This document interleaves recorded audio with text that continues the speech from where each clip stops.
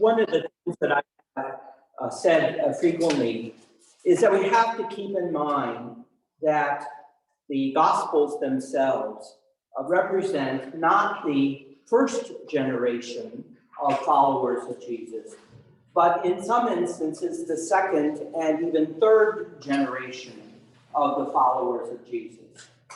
That means that while they are trying to capture the essence and the spirit of Jesus in what they are writing, even including some of the actual words of Jesus, that they are more interested in, well, this might be the wrong word to use, but they're more interested in interpreting the words of Jesus for their community in the place where they live.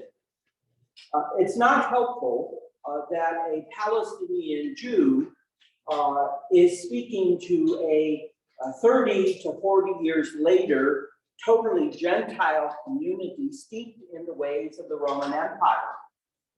That it makes it difficult to cross those not only years, but also to cross the cultural, linguistic, and experience gaps that exist. I say crossing the gaps of experience because you see, and when we consider the idea of what the tradition is, that it's important to remember, as I think we probably do in our world, is that if we take a static view of tradition, it means it's locked in a given moment in time, and it becomes difficult to translate that or to move it past that moment in time. So I always think that it's better to consider a more dynamic view of tradition, so that it means that it's going to be continually evolving and changing as time goes on. Again, right, that's more the evolutionary dynamic view is really what we experience in the world, right? I think of it just the other day, they reported that the Hubble Telescope located a black hole at the center of our galaxy or universe, whatever it was. I mean, that's just amazing. 10 years ago, we would not have been able to do that, right? So what that does is expands our understanding of the universe and the world that we live in. People 100 years ago would be totally mystified by that. So that if we move from a static view of the tradition to a more dynamic view, well, here's what I'm trying to suggest, is that each generation, as it comes to its own awareness and experience of faith, adds on to the previous generation. Meaning that where we are today, not only as chalice, but where we are as individuals in our own faith journey, is more than our parents, and definitely more than our grandparents. It doesn't mean that our faith is better. It just means that we have their experience of faith, their stories of faith, and we bring that forward. We have the next generation's experiencing stories of faith, and we bring that forward. So that today, our experience of faith is greater because of adding on their stories and their experiences of faith. And that's what's happening in the gospel, that each generation is bringing forward their experience and their understanding and their awareness to the next generation, so that the Gospel of John is representing already 30 to 40 years of the growth, development, and life of the Christian community. That's why it doesn't represent Jesus anymore, but it represents the sense of the power and presence of Jesus in their midst. Imagine again, even when we do the Lord's Supper in a moment, that what we're doing is not what Jesus did. What we're doing is what we're doing in the spirit of Jesus. So that it's very different from what the first generation might have experienced. Remember, I've also suggested that this time of mystagogia between Easter and Pentecost, which is coming in a couple of weeks, is the time when the newly baptized are being educated, if you will, are having their questions answered in such a way that it's going to capture the essence of the spirit of the community, and will bring them hopefully deeper into the understanding of why they are Christian, what being a Christian means, and how they are to respond as a Christian in the world around them. I'm sure that by this point in their life, you know, because it's nice when you're in the community, but when you get sent out, maybe alone, or you move away, or whatever it might be, then it's pretty scary, isn't it? You know, it's like, what is the scripture text that says, I'm sending you like sheep amongst wolves? Well, why would you even want to leave if you know that there are wolves out there, right? Well, because there aren't wolves everywhere. There are some places. So you just kind of learn, right, how to deal with that, how to respond to that, how to interact with that, how to how to not just respond to it, but how to resist it if it comes as an attack upon you.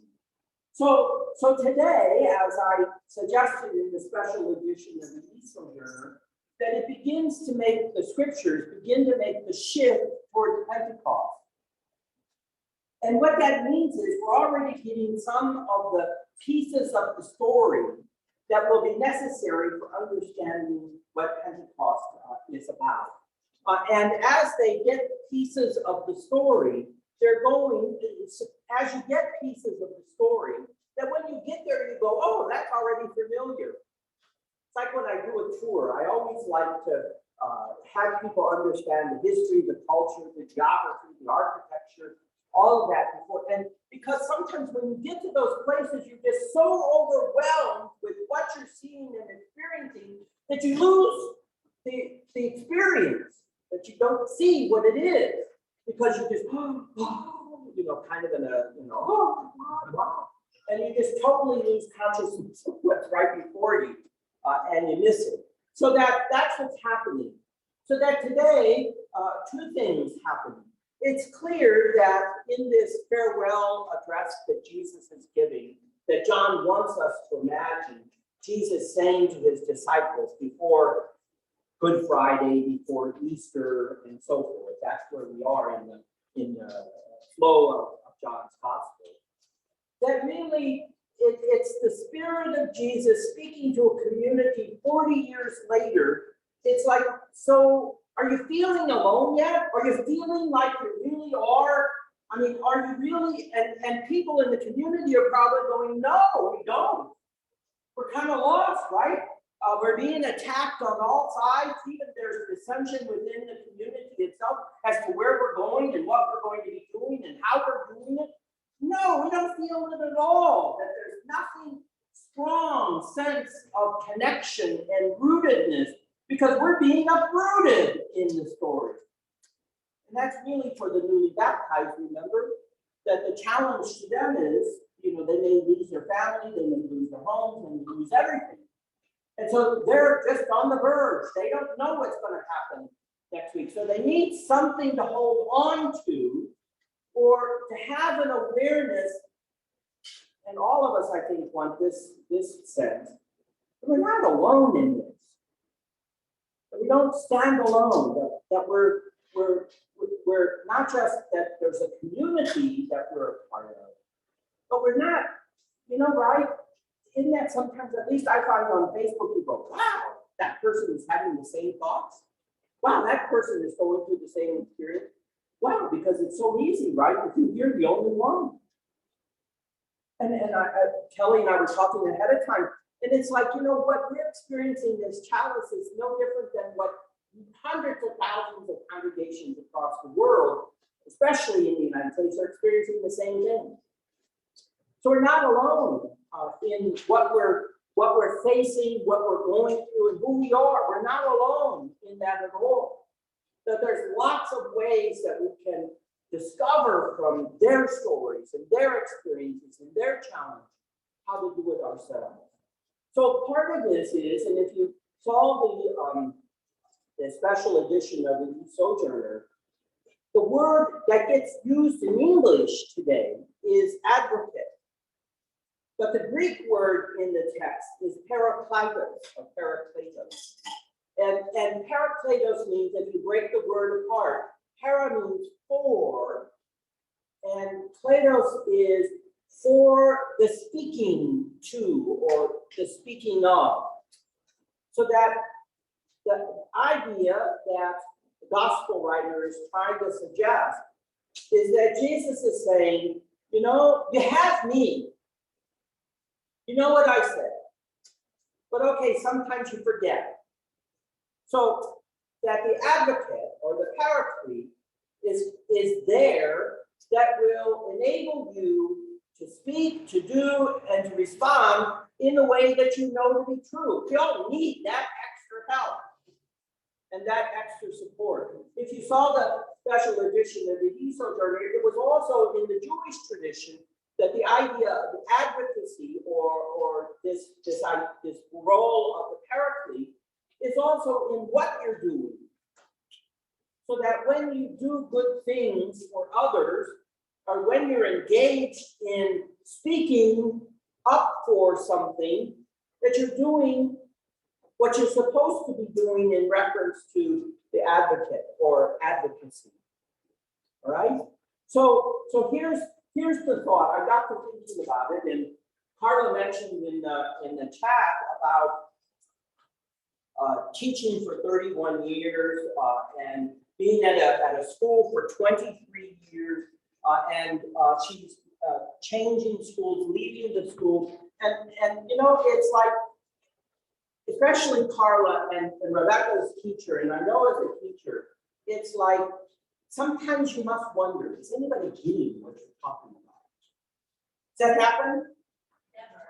Never. Never. Parents, every parent goes through this, right? Sorry, children who are here. You have to wonder, is anything getting through? You know, you just have to wonder sometimes. The answer is no. No, nothing is. That's the bad part, right? But she was listening to say that, so well, I don't know. No. No, for us as adults, how often, no matter how old we are, how often that when you're, you know, it's like the mother who says to the child, you know, someday you'll remember this. And you go, yeah. And sure enough, 20 years, 30 years, 40 years, 50 years later, all of a sudden that voice speaks in your head, you go, oh my God, there it is. I'm my mother, or I'm my father, oh my God, you know, that it come back because you're right, your brain is this huge computer with, you know, mega thousands of cells of storage. And there it is. It just comes, and you go, why did that come up at this time? So I thought about it because in a way, teachers are mentors to their children. And I just wanted to make sure that a mentor is someone who provides guidance, motivation, emotional support, and role model to someone they're mentoring. That means you have to be pretty confident in yourself, right, in order to be a mentor to someone else. And maybe you're not always confident in doing that, but you just kind of trust that what you're doing is the best for the person that you're mentoring, if you're a mentor, in new jobs or whatever it is that somebody is assigned to you to follow you along in the process, right? So that a mentor is one who provides, could be a person or friend who guides a less experienced person by building trust and modeling positive behavior. That's what you want, is a positive behavior that comes out of it. But I want to think about this idea of the word for advocate and what it means. So an advocate or advocacy means getting support from another person to help you express your views and wishes, and to help you stand up for your rights, to help you stand up for who you are. Now, you know, I mentioned to Pete and to Jim and to those involved in the legal profession that how it's used in the gospel is exactly that. It's intended to alert, maybe not the lawyers in the community, but it's to say, you know, this is pretty serious. that to use the word parakletos or advocate, whatever advocari call, that it's pretty serious stuff. Because as a Christian, sometimes we go, well, we just throw it aside and we don't pay attention to it. This is serious stuff. This is a very technical, legal term that's being used here with the full intention to exactly do that, to impress upon the listeners, the readers, that this is serious stuff. So advocacy, as I suggested, means getting support from another person to help you express your views and wishes and to help you stand up for your rights. One of the things that I find amongst many Christians is they're so hesitant and anxious and fearful about sharing their faith with other people. Maybe because we live in the kind of world that we live in, that we don't want to offend anybody, we want to be politically correct, and we don't want to upset people. Now, I'm not talking about going off and being a Bible thumper on the corner or whatever. I'm not talking about that. I'm talking about having self-confidence to the point that we're able to articulate what it is that we believe. And you see, for the newly baptized in this time of mystagogia, that's going to be very important for them in their future. To be able to articulate what it is, why they believe what they believe, what it is that they believe. They don't have to repeat the doctrine, but they have to know why they believe why do you hold that value? Why do you believe in this point?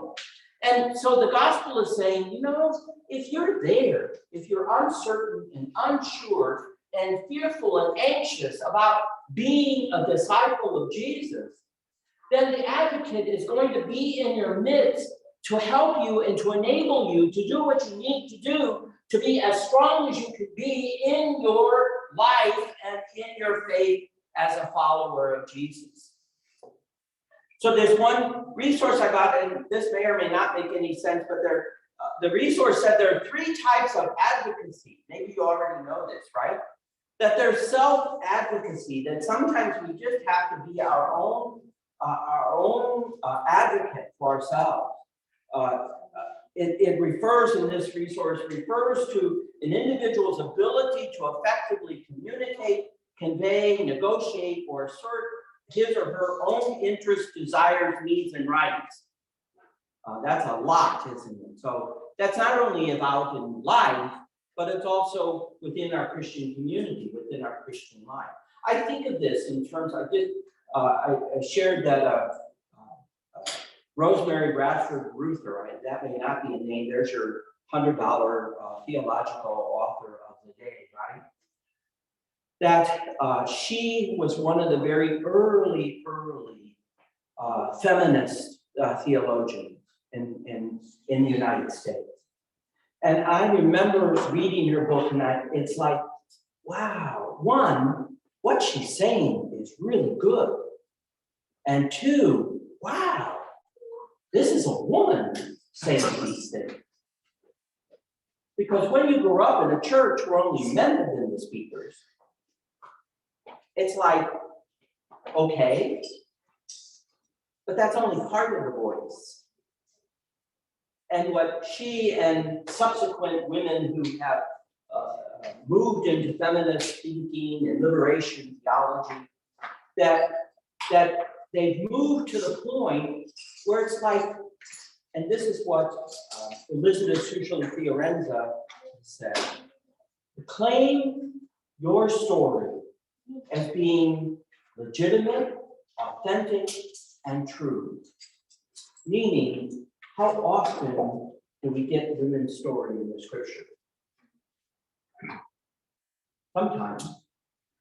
Well, makes sense, right? When men are the writers of the scripture, why would they include women's story? They get through sometimes. So to bring, you see, that's self-advocacy. You speak the word. You speak the truth. You speak your story.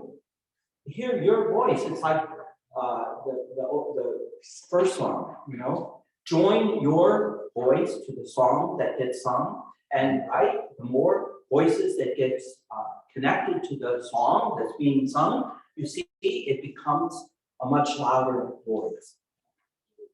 And that moves to the individual advocacy, where you take the individual student. I was blessed to have teachers who I was a lazy student, and they wouldn't chastise me, they wouldn't judge me, but they always said in the gentle way that they did, you can do this. They didn't say, you can do better. They said, you can do this.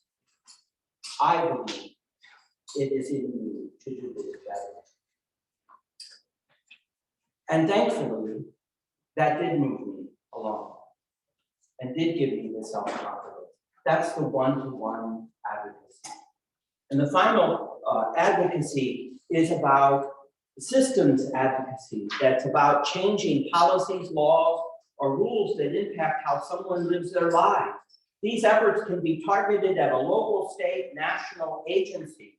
The focus can be changing laws or simply written or unwritten policy. What is targeted depends upon the type of problem and who has authority over the problem. And boy, that's something that's challenging to the Christian church right now in terms of the world in which we live. Both in terms of issues of justice for refugees and asylum seekers, the issues about women and how we're going to understand the rights that women have in terms of their own bodies and their own choice, but how that fits into the larger story of the Christian community and what that's going to mean. But it's not just what happens inside, right? It has to be also what we say to the outside, to question the issues of justice in the world in which we live. We don't live in a vacuum. So that maybe in John's interest, that the idea of saying that I'm gonna place in your midst an advocate that at times will speak for you because maybe you don't have the right words. But the advocate is going to be one who is going to counsel you and comfort you and speak words to you so that you have your own voice to say what you need in terms of your life as a Christian, as your life as a follower of Jesus. That's what I'm going to do. And the final thing, so there's going to be two things, and I like the song about breathing or breath. And the reason is, because when we get to Pentecost, there's going to be two things to make notice of. One, this is not about a white dove that flutters around. That it's about the breath, the air, the breath, the wind that comes into the gathering. That you have to think back to the breathing of God upon creation. Keep that in mind. And the second thing is fire. Fire. It's hard to consider that when we see the destructiveness of fire in our world, right, in our state right now. But fire says something important. How are those two advocates? How are those two providing advocacy for us in terms of the living of our faith? Final thought. Jesus says, I understand your fears. I understand your anxieties about where you're going and what's happening. And I understand why you are anxious about the future. This is Jesus through John speaking to the community then. It's okay if we listen in to find out where we are today. Don't worry. He doesn't say, don't worry. He says, I understand. And so I want you to know this, that you don't need to be fearful because you can be advocates for each other and how to get through where you are. That's the individual advocacy. We have to be advocates for each other